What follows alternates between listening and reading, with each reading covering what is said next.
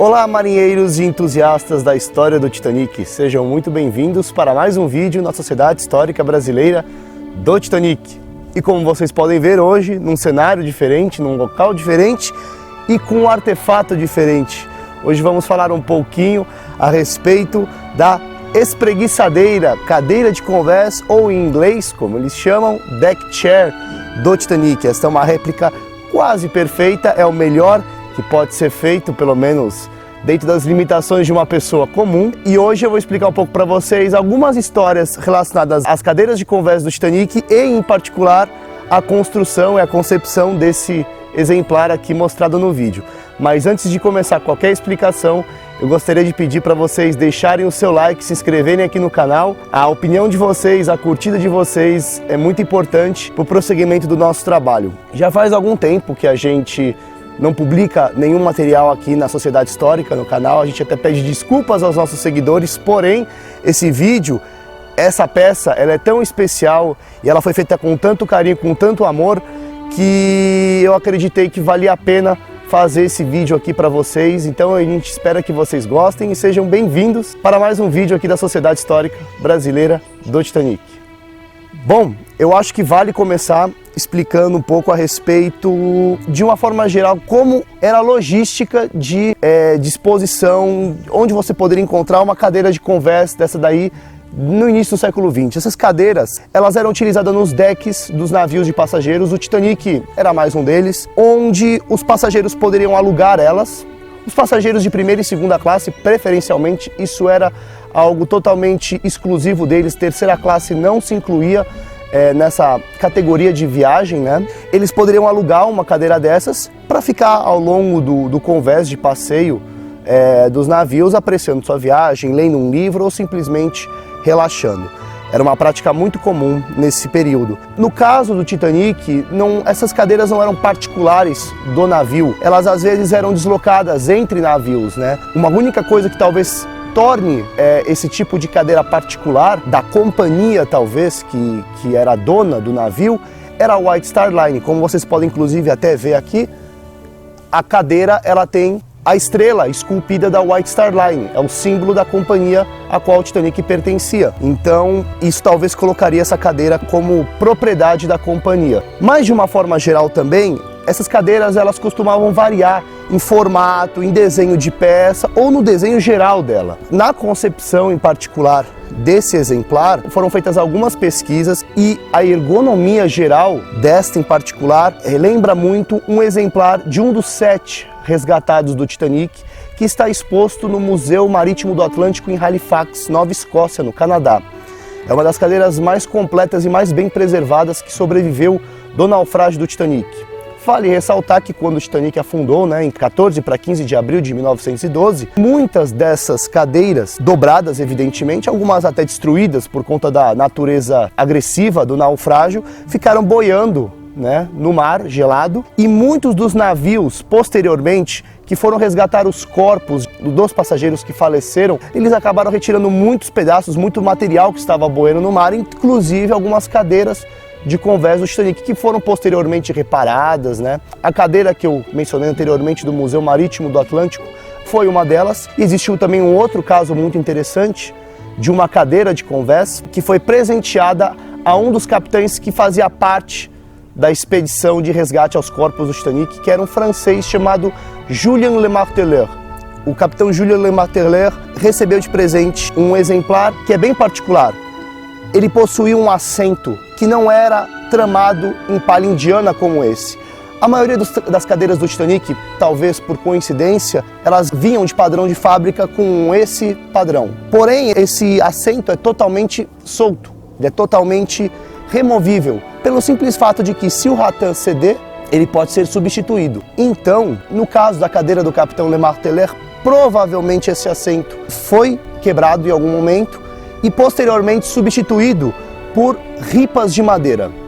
Então é uma característica que torna essa cadeira muito única. Não existem outras sobreviventes do Titanic que possuem essa característica. Outra curiosidade também, a cadeira do capitão Lemarteleur foi uma das poucas unidades totalmente mapeada, o projeto dela, e foi concebido como uma cadeira em edição limitada onde pessoas entusiastas do Titanic como eu ou outros poderiam adquirir para compor a coleção de vocês. E era a réplica mais autêntica que se poderia ter conhecimento. No processo de construção dessa cadeira, eu entrei em contato com os proprietários anteriores para ver a possibilidade da existência de algum projeto dessa cadeira do Capitão Le Marteleur. Eles me contaram que infelizmente eles não tinham nem os moldes das peças. Eles têm ainda a posse de algumas réplicas, eles não têm mais a posse da cadeira original, ela foi a leilão, mas um projeto em si eles não possuíam. Isso se tornou mais um desafio na concepção desse projeto, pelo menos da minha parte. E foi aí então que eu encontrei um ateliê de marcenaria nos Estados Unidos que havia desenvolvido um projeto totalmente visual, apenas baseado em fotografias da cadeira que está no Museu Marítimo do Atlântico, o outro exemplar, que é muito similar em ergonomia com este daqui. Foi através deste projeto que eu adquiri, fiz pequenas modificações, algumas modificações inclusive visíveis no próprio formato do encosto dos braços aqui. Ele aqui é um pouco mais gordinho, um pouco mais largo. Nas cadeiras do Titanic eles eram um pouquinho mais fininhos, aqui foi uma modificação meu gosto particular. Mas, enfim, de uma forma geral, o design desta cadeira é basicamente seguindo esse projeto adquirido no ateliê de marcenaria nos Estados Unidos. Ela é composta de aproximadamente 32 peças, então é muita peça, apesar de você ver um conjunto completo, né? É um formato muito ergonômico, é muito curvo. Basicamente todas as peças dessa cadeira, tirando a exceção algumas longarinas, né, que correm longitudinalmente na peça, elas são todas curvas. Ou seja, isso torna o processo de confecção deste móvel muito difícil. Eu não sou um marceneiro, eu nunca havia me aventurado em atividades de marcenaria e essa foi talvez a minha primeira mais séria e eu não tinha as ferramentas necessárias para construir uma cadeira dessa. Então eu contei com a ajuda de 2 amigos meus marceneiros que tiveram aí a generosidade de estar me auxiliando nessa empreitada. Eles cortaram de forma bruta a maior parte das peças dessa cadeira, eu providenciei os moldes, né? A partir do corte bruto, já curvado, eu consegui fazer toda a furação necessária, pelo menos a furadeira de bancada eu já tinha para esse projeto, juntando todas as peças, dando o acabamento necessário, o acabamento que aqui no caso foi feito em seladora, em 3 camadas, 3 demãos de seladora e no final polida com cera de carnaúba, então ela fica super brilhante, super reluzente, especialmente à luz do sol, quando o sol está bem forte. Ela fica um acabamento bem elegante, muito bonito. Por ser um trabalho de marcenaria amador, né? Especialmente para um marinheiro de primeira viagem como eu me considero bastante orgulhoso desse trabalho. Um detalhe importante também que eu acho legal ressaltar é as ferragens dessa cadeira, porque vocês podem perguntar, puxa vida, fazer as peças de madeira seguindo o molde parece ser fácil, entre aspas, mas e as ferragens? Existe alguma ferragem específica? Existe alguma ferragem em particular que tem que ser feita sob medida para essa cadeira? A resposta é que eu tive muita sorte e não existe nenhuma ferragem especial aqui, apenas parafusos tradicionais, convencionais, que você encontra em qualquer loja de parafuso na sua cidade, onde você reside, nada excepcional. Arruelas, porcas, parafusos.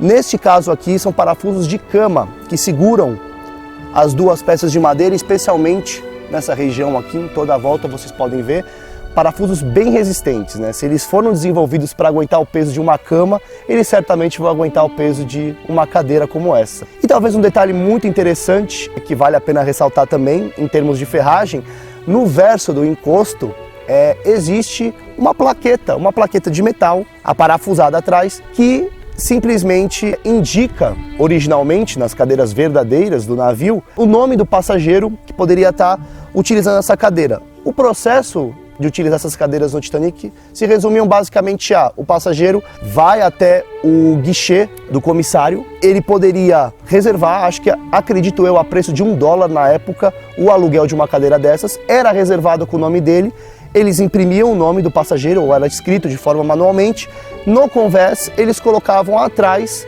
o nome do passageiro. Então o passageiro iria até o convés, ele olharia as cadeiras e procuraria a cadeira a qual ele havia reservado. Uma situação também que é muito interessante, eu falei anteriormente dos assentos de ratã, eles foram todos tramados à mão e no caso dessa cadeira é um ratã sintético. O ratã original, que provavelmente eu acredito venha da Índia, além de ser muito caro, a manipulação desse tipo de material natural é muito específica e envolve muitos processos que eu acredito que como amador eu não conseguiria talvez dar conta com relação ao sintético. O sintético acabou saindo mais barato e eu acho que vai cumprir bem a função, porque a durabilidade dele pode ser até maior. Em termos de conforto, eu vou até demonstrar para vocês aqui, ó.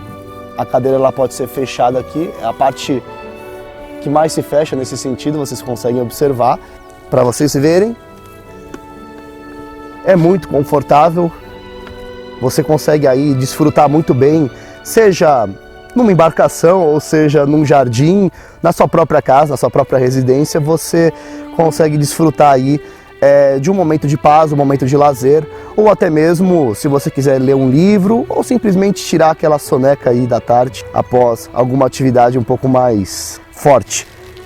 E aqui, ó, também pode ser aberto, como mostrei anteriormente, o descanso para os pés e você fica totalmente confortável e relaxado. Bom, basicamente é isso, pessoal. Eu espero que vocês tenham gostado. Foi uma empreitada muito interessante, que não só me fez aprender um pouco mais a respeito da história do Titanic, de uma via totalmente diferente, como também me agregou conhecimentos de trabalho manual, em especial de marcenaria rústica. Essa cadeira, ela é feita de uma madeira chamada peroba mica. A peroba mica é um tipo de madeira considerada de lei no Brasil e hoje a sua exploração comercial, ou seja, o corte de árvore, é totalmente proibido.